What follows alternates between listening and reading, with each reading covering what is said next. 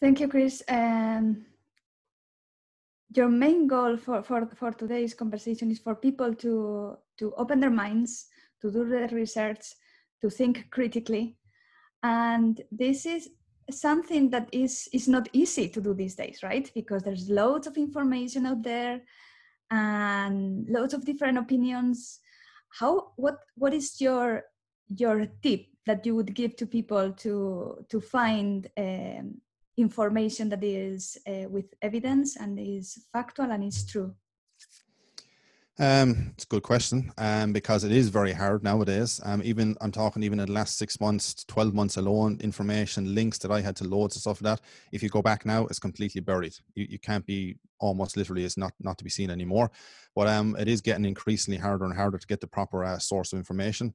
So what I would say to people is that even when you're looking for a good example, we said the WHO, the World Health Organization, for argument's sake, there is lots of stuff out there you can actually find on those away from the mainstream narrative itself. Try and stay away from Google. Go on to something like DuckDuckGo. It'll actually give you more better information and stuff, and it will be a lot different to Google itself. There's plenty of websites out there, like for example, Infowars is a very good source to go to as well.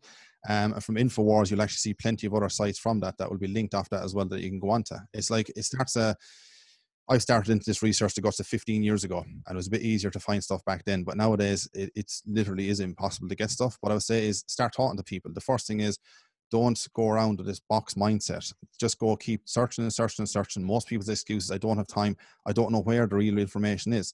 And like a lot of the stuff I do as well is I'll get the information that is the mainstream at times. I'll also get the information that I know is, for want of a better word, alternative.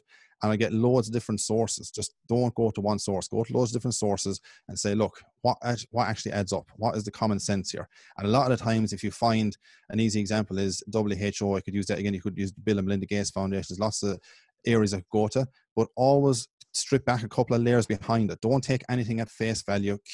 Be curious and question everything in the sense of go further. Who's the funders? Follow the money trail. And you'll often find when you follow the money trail, you go, aha, that's way, way more different than what the actual, the mainstream narrative was itself. And you can find loads of documentation.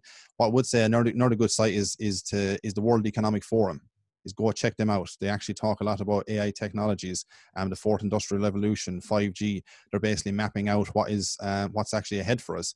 And there's also, which are all connected again to the United Nations. And one final thing I could say is look up Agenda 21. That is also from the United Nations as well. There's a book called the Agenda 21.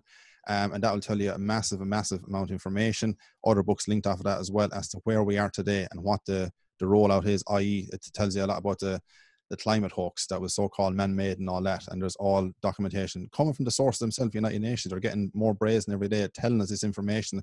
And when you go back to the World Economic Forum, for example, they are actually telling you all this stuff that's mapped out for us for the next couple of years. So I can just imagine the stuff they're not telling us. So it's a good source and good information just to start on those alone.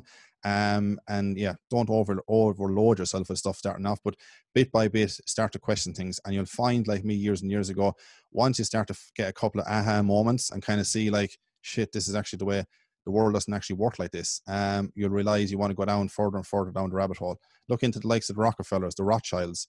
Look at those people. Look at those family histories for a couple of 100 years and look at all the connections they've been through time.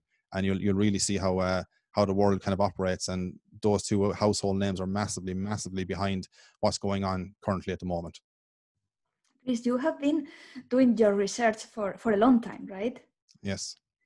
And you have the reason why you have your podcast is to share that information.